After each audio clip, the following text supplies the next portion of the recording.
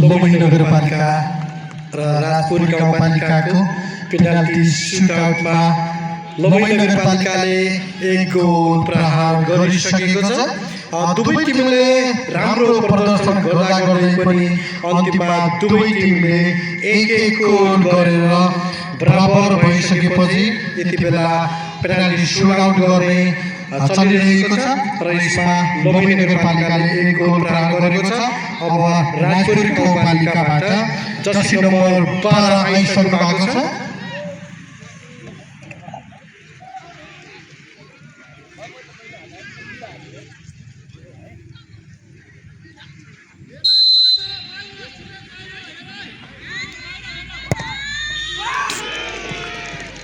Rajpur गाउँपालिकाको mistake बन्नुपर्छ। राम्रो अवसर थियो तर आउट हाल्नु भएको छ लमही नगरपालिका।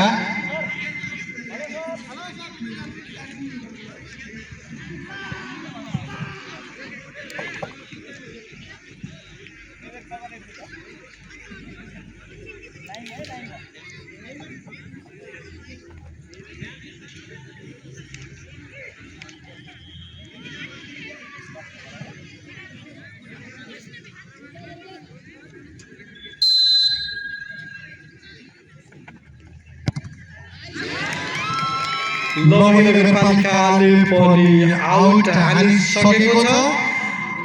अहिलेसम्म प्रतिस्पर्धा भइरहेको छ।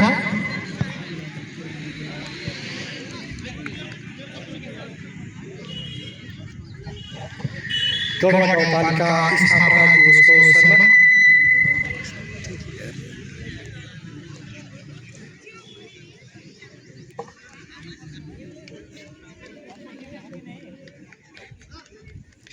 दुईटै मिस्टेक अघि नै एउटाले आउट भनेपछि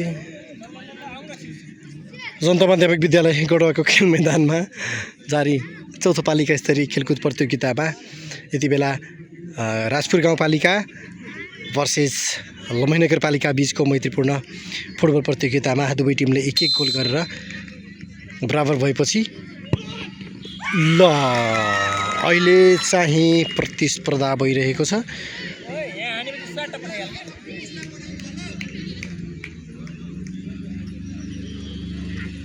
म्याच रोचक बनिरहेको छ। यति बेला राजपुर गाउँपालिका जर्सी नम्बर 11 ले गोल हानिसक्नु भएको छ।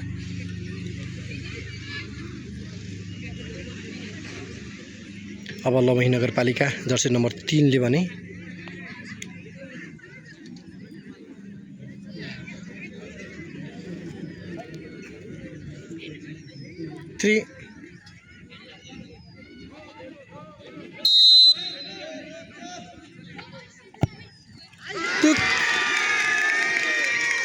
लमही नगरपालिकाको ब्याड लक भन्नुपर्छ।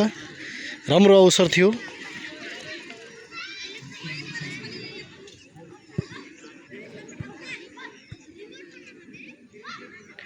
राम्रो अवसरका बावजुद पनि असफल हुनुभएको छ। अझै समय बाँकी छ।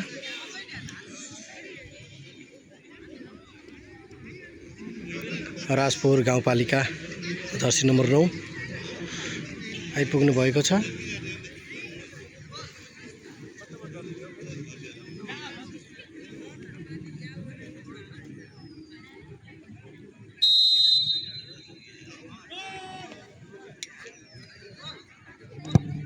ल राजपुर गाउँपालिकाले यो एउटा सफलता निकालेको छ।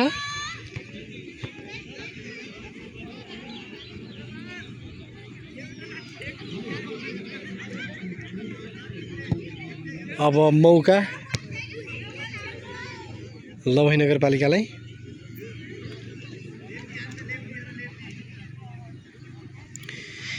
यो चौथो पालिका स्थापना दिवसको अवसरमा गढवा गाउँपालिकाको स्थापना दिवस चौथो पालिका स्तरीय खेलकुद प्रतियोगितामा यति बेला जनता माध्यमिक विद्यालय गढवाको खेल मैदानमा लमही नगरपालिका र राजपुर गाउँपालिका बीचको मैत्रीपूर्ण फुटबल प्रतियोगिता र लमही नगरपालिकाले पेनाल्टी सुटआउट गर्दै र गोल भइसकेको छ। यो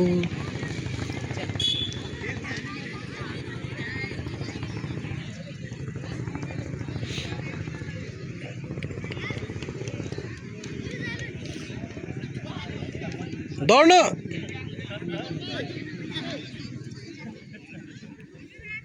कन्फ्युजन हो के अरे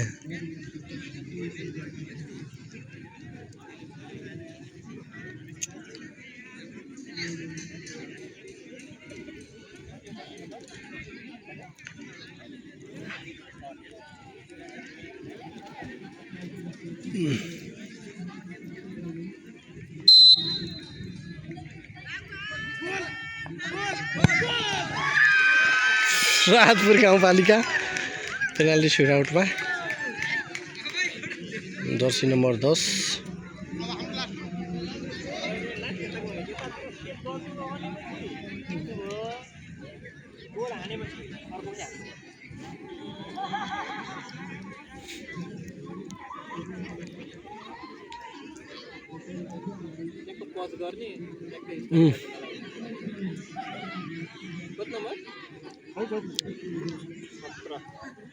तपाईँले हान्नु भनेपछि चाहिँ बराबरमा जान्छ भन्नाले बराबर नै अब चान्स पाउनु उताकोले हान्नु पर्यो होइन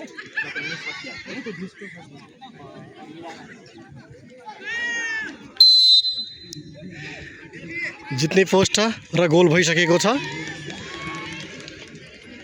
अब तपाईँले अब जिताउने बराबर गराउने उसले गोल गर्न सक्यो भने जित्यो गोल गर्यो भने जित्यो सकेन भने हार्यो हारेन बराबर ए फेरि बराबर हुन्छ अनि एक ल्यायो फेरि हान्छ ए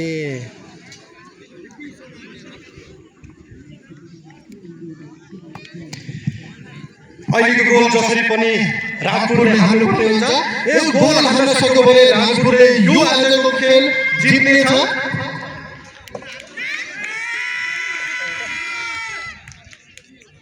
हान्नु भने जित्यो नत्र बराबर है